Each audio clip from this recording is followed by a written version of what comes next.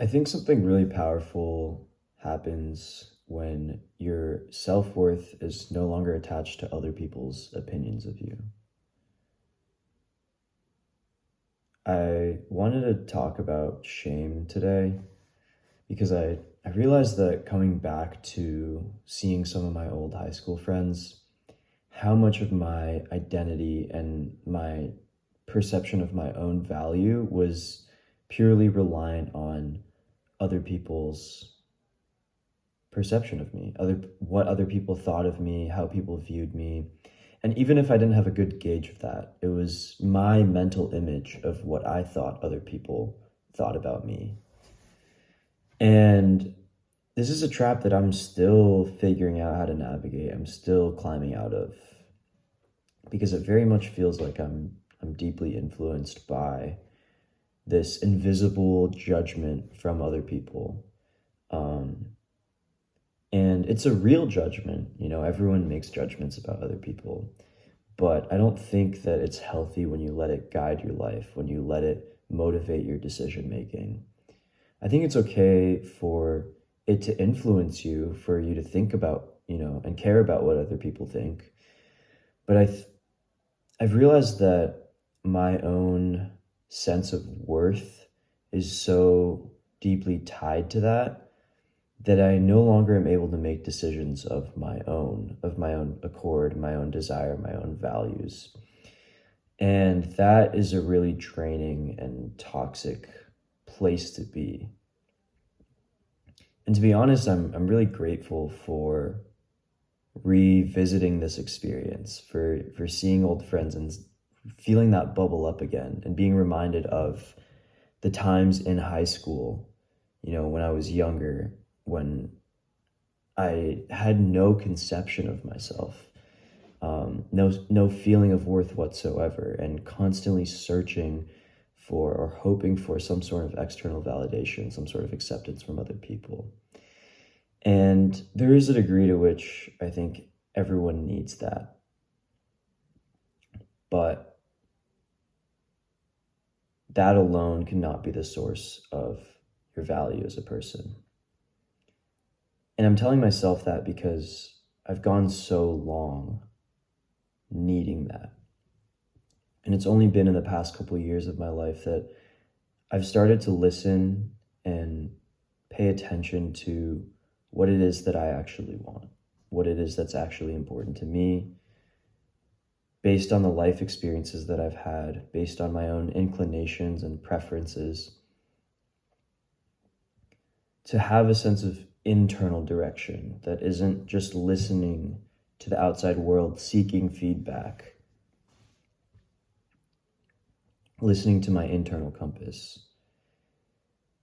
And it's a difficult move to make because I was growing up, I learned that everything that I did had to be approved by, or more so directed by, my parents, by my teachers, by authority figures. And I developed from a young age a resistance to that, right? A rebelliousness, a violent pushback against it. But the problem is I never really escaped it because by providing this, by embodying this energy of resistance, of pushing back, I was still directly defined by those figures of authority, right? It was purely reactive. There was no sense of what I want to do. It's just, I don't want this. I'm the counterforce. And with that, your identity, my identity became tied to this rebellion. And then in my social life, when there wasn't as much of this feeling of um, a prescribed form of authority, of a formal authority, I saw people in a social hierarchy where I saw people as either above me or below me. And in that, I was constantly seeking the approval of people that I saw were above me, more valuable than me, more sociable, more confident, more talented. had more achievements. And in doing that, I was again at the mercy of my environment. And it took shifting environments, being in different ones with different people who I thought were cool or valuable, that I realized how arbitrary it was. And that if I confined myself to environments that weren't designed for me or weren't aligned with me in some way, that I would naturally try to pull myself towards the people that were the best among that. But in the context of the world, in the context of what's possible, there's so many different friend groups that you could have, so many different people you can meet, so many different leaders, teachers, coaches that you can work with, that if you're not intentional about your environment, not intentional about the people you spend time around, the places you spend time, then if you just settle for what's around you, it's incredibly easy to just be pulled in the wrong direction. So I'm coming to terms with that, and I'm realizing how much I've grown to be able to learn that lesson and to be able to develop a sense of worth that is more expansive than my immediate environment. And honestly, that's nice. It might feel bad in certain moments where I feel like I'm reliving memories and experiences of just feeling deeply unworthy and worthless and valueless and unimportant and unloved. But knowing that I've grown from that, knowing that I've changed from that, I realize that I still have a lot to grow, a lot of room to improve and to learn and to evolve.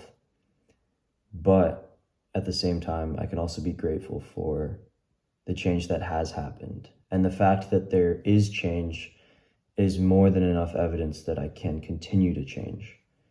And that gives me hope for the future.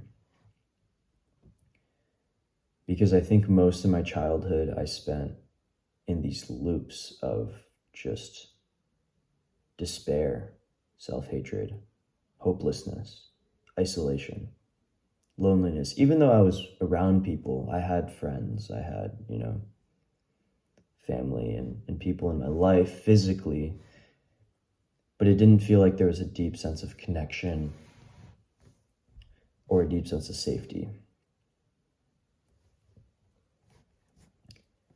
And I've realized, you might have noticed lately in my videos, I twist a lot, I move, I stretch, I crack. And to me, this is like a very clear physical manifestation of the stress that I hold in my body, which, even though it's relatively a new thing, like especially all the tension in the back of my neck and my back, even though it feels like a new thing in the past 2 years or so, I think it's actually something that it's a symptom of my sort of internal stressors being released.